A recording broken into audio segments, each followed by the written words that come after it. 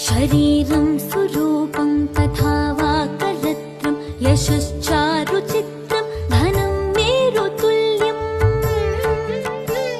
मनश्चेन लग्नं गुरोरङ्घ्रिपद्मे ततः किं ततः किं ततः किं ततः किम्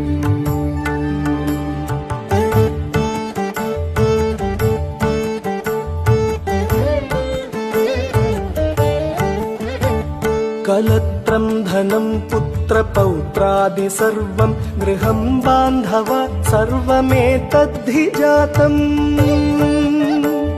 मनश्चेन्न लग्नं गुरोरङ्घ्रिपद्मे ततः किं ततः किं ततः किं ततः किम्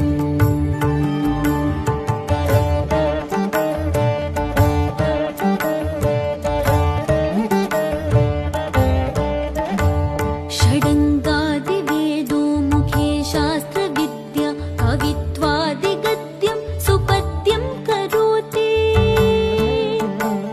मनश्चेन लग्नं गुरोरङ्घ्रिपद्मे ततः किं ततः किं ततः